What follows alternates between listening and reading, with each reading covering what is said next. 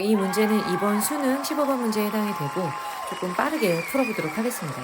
제일 먼저 봐야 되는 게 fx하고 gx가 뭔가 구별이 되어 있죠. 그러니까 범위가 이제 나눠져 있는 상태고요. 근데 그로 인해서 우리가 뭘 봐야 되는 것이냐.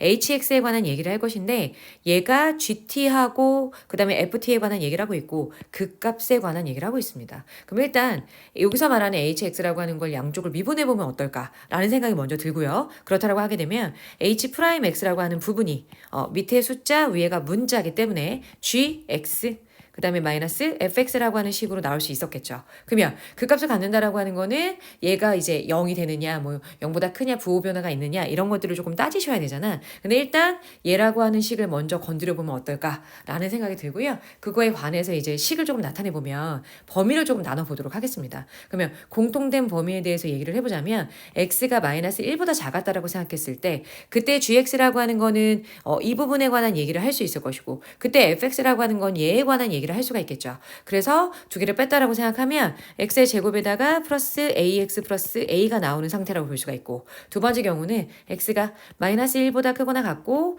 0보다 작은 경우에 관해서 얘기를 해본다라고 하면 일단은 gx라고 하는 거는 뭐에 대해서 얘기해야 되냐? 요거에 관해서 얘기할 수 있고 위에 있는 식은 여전히 0보다 작기 때문에 요거에 대해서 여전히 얘기할 수 있다. 그렇다면 뺐기 때문에 x의 제곱이 될 것이고 그 다음에 x가 0보다 크거나 같고 플러스 1보다 작다라고 생각하면 밑에 있는 식 같은 경우는 0보다 큰데 요거가 되겠죠. 왜냐면 여전히 1보다는 작은 상태이기 때문에 얘라고 하는 식에서 그 다음에 위에 있는 식 같은 경우 0보다 큰 거는 얘라고 볼 수 있어서 마이너스 x의 제곱 그 다음 플러스 x라고 볼 수가 있고요. 최종적으로는 x가 1보다 크거나 같은 경우에는 요 식과 그 다음에 요 식을 쓸 수 있는데 만약에 뺐다라고 생각하면 마이너스 x의 제곱에다가 그 다음에 플러스 밑에 거에서 밑에 거 빼는 거니까 a 플러스 1 x에다가 마이너스 a라고 하는 식으로 나올 수 있었던 거겠죠. 근데 맨 마지막 식만 살짝 정리를 해보자면 마이너스를 묶었을 때 x의 제곱에다가 마이너스 a 플러스 1 x에다가 플러스 a라고 하는 식이 나오기 때문에 인수분해가 가능해지는 모양이겠죠.